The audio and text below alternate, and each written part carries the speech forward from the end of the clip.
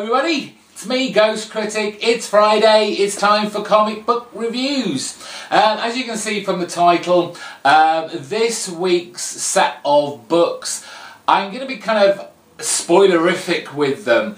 The things that happen in the book, you can't get around not talking about them. So, if you've not read Batman Detective, if you've not read Batman Eternal, if you've not read Shutter, if you've not read Spread, then maybe you should wait before watching this video because I will be spoiling a lot of the plot lines. You just can't get around it sometimes. We're going to kick off this week with Batman Detective issue number 33. And this kind of storyline has been a bit of hit and miss with me. The pros of this book are that obviously the artwork is gorgeous. Buccellato has given the kind of Batman universe a very different look and feel. These kind of almost pastel shades, very muted, matted colour, but beautifully penciled. And just, I've not really seen this artwork in Batman for a long time. And it is just gorgeous to look at in the way that, you know, you'd picked up Batwoman back in the days when J.H. Williams III was doing his run when the New 52 first started, and it was just gorgeous to look at. Unfortunately, with Detective Comics, the story doesn't exactly match up with the artwork. It's great that, you know, for a comic that's called Detective Comics, we finally see Batman actually doing some detective work. And this is what this particular Bat title is meant to be all about. So it's good to see that. Also, a pro for this issue and this kind of storyline is, you know, the use of our supporting cast. In particular, Detective Bullock. He's being used a lot in this, whether it's for the good, as in characterization, is another thing. But it's still nice to see the supporting cast being pushed to the fore. Now, the cons for this issue and this storyline. For a storyline that's called Icarus, Icarus is this drug. I seriously don't know how it works and why people want to take it so badly. And now we find out that there are traces of kind of radioactive material in it. I mean, come on, drugs are bad, okay? But really, you want to put radioactive material in your body to get your highs? I don't get it. I don't get it. Now, the thing with Bullock is, I didn't realise he was so kind of anti-Batman. I thought of all the characters, he would be a lot more supportive of what Batman is doing in Gotham. But here there is there is a lot of tension between the two.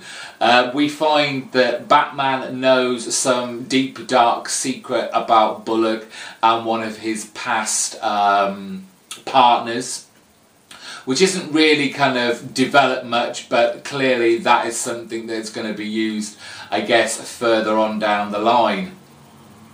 And this is what I don't really get as well, because it is all tied in. We do get elements that, you know, that Batman Eternal is happening in the background here as well. It is alluded to many times in this run. But given that Gordon is such a big supporter of Batman, these two are obviously have been close for a long time. And with Bullock, maybe this is not the case now in the New 52. Maybe I'm misunderstanding something here. But I also thought Bullock and Gordon were very close. So I don't get, again, why Bullock is so anti-Batman. Guess who I'm going to ask about this? Bat Josh, you're watching, I know you are. Give me the heads up what this is all about. So, gorgeous to look at, story kind of average. Moving on to Shutter issue 4 from Image Comics, and finally that kind of breakneck speed of craziness we've had over the last couple of issues slows down, and it makes for a much better and more interesting read. We have Kate returning to her family home, and right at the beginning we get this really kind of fun kind of origin story kind of take on the butler Harrington, the butler that's made up of all bones, and it kind of makes sense now why he is like he is. We discover in this issue that all this craziness that has happened before is actually, or was actually there to protect Kate. So you're like your ghostly ninjas, the kind of robotic tin man, the little mice that captured her and tried to crystallise her. They were all actually trying to protect Kate and make sure she survived so she could get home. The only person right now who wasn't really on her side and was looking to kill her was, what was his name? Shanahan,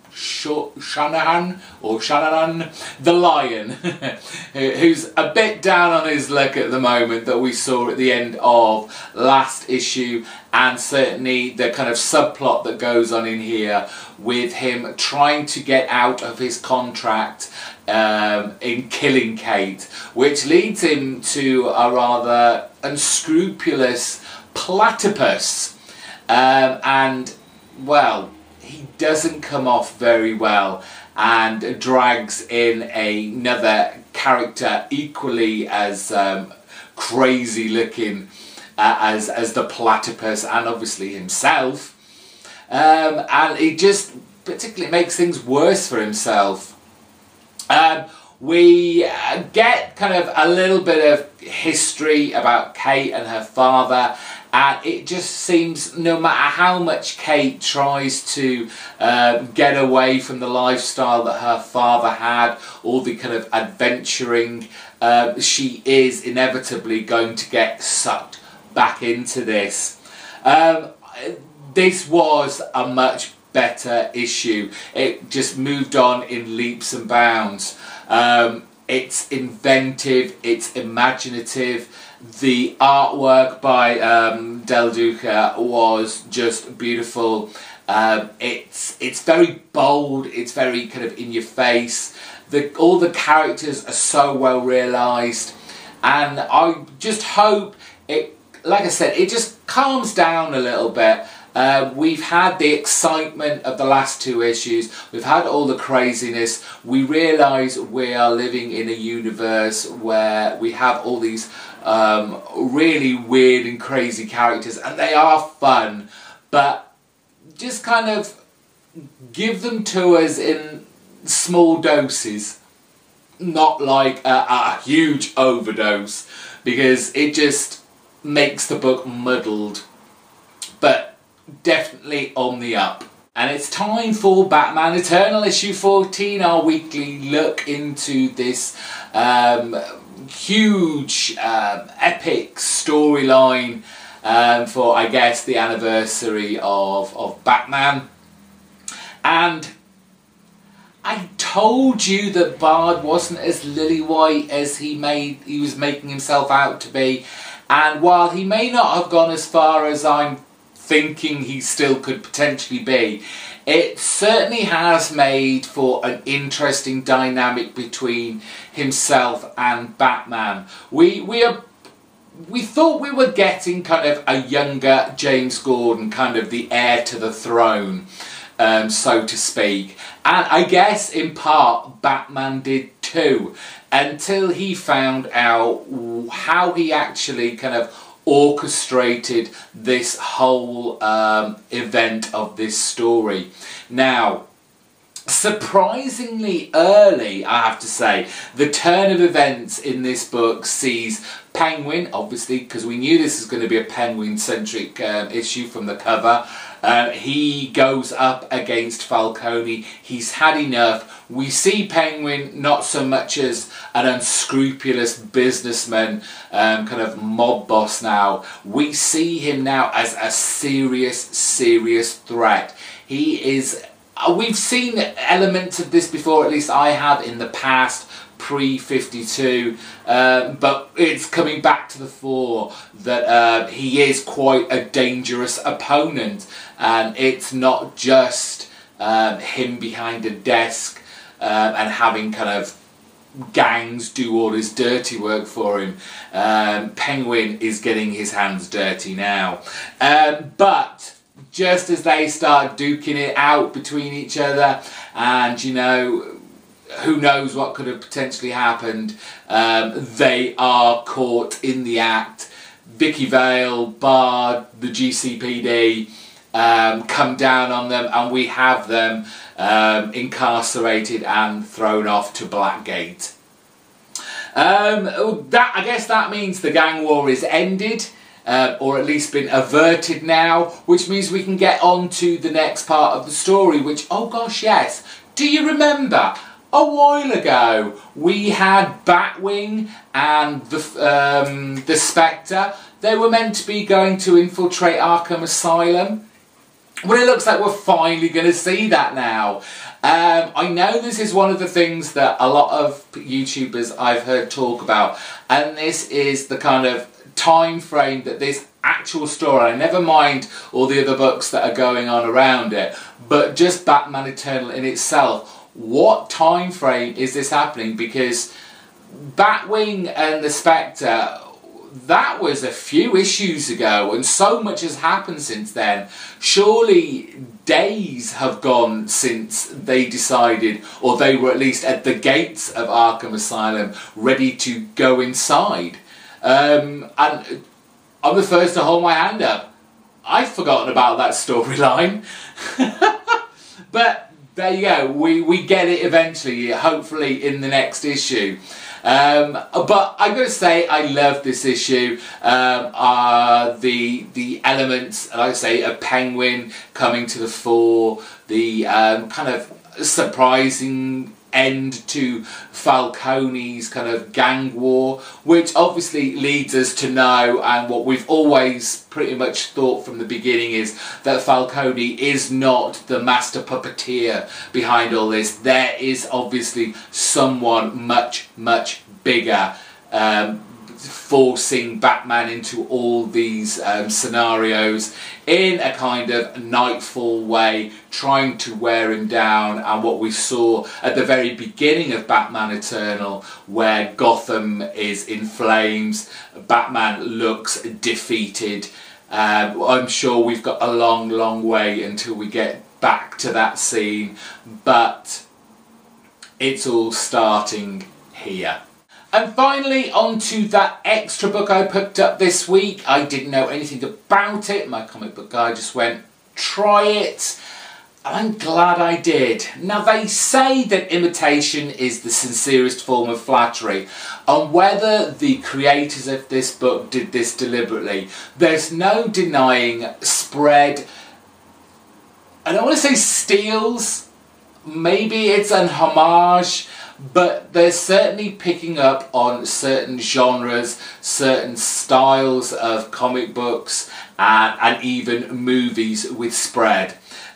We have Mad Max in there. We have these gangs that are kind of like rough.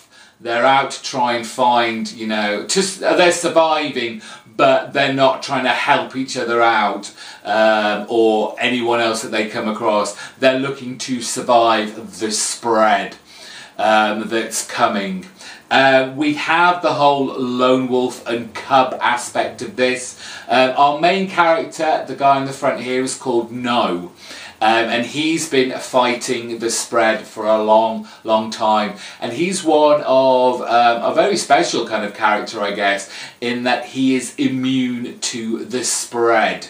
And so we have him, you know, swap the kind of, if we're taking the lone wolf and cub aspect of it, remove the kind of samurai swords, and instead he has axes, and he uses them to a great effect. What else do we have? The Thing, the movie The Thing. Obviously a big play, a big similarity in this title.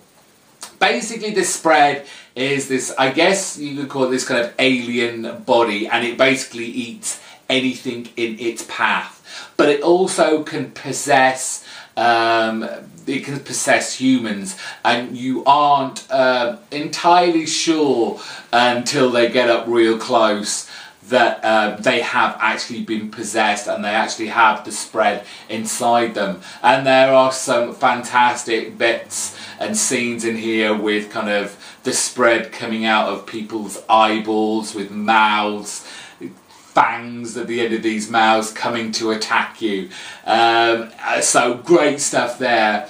And then finally there is a big slab of saga in here in the way that the story is told, and it's coming from the little baby, which for want of a better name is called Hope.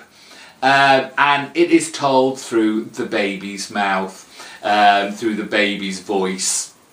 And that's, I don't know whether it was intentional, but if you've read this, you must have picked up on that if you've read Saga as well. I'm not saying that any of these similarities are a bad thing, because I love this book. It's like I said, if you caught me on Twitter when I tweeted about this, it is this post-apocalyptic kind of horror story, and it's got like gallons of blood. It's very gory. I hope they kind of up the kind of scary stakes of this, but definitely a good comic to maybe look out for. I'll definitely be checking out the next issue. I hope it's as good as this. Image on to another winner, folks. And that's it this week. A little bit shorter than usual because of a light week this week. But I hope you enjoyed my reviews nonetheless. If this is your first time here, why not subscribe? Then you won't miss out on another Friday comic book review video. And then on Monday, you get my question of the week videos. On Wednesday, you find out what I actually picked up. If you like this video, give it a thumbs up, it's always appreciated, and let me know what you thought about the comics books I read, and any that you read this week down in the comments section below. I've got the whole weekend off this week. I'm all on my lonesome, so I'll have plenty of time to read your comments, watch your videos, and just have a nice relaxing weekend, and I hope you guys do too. So until next week, have a good one. Bye bye.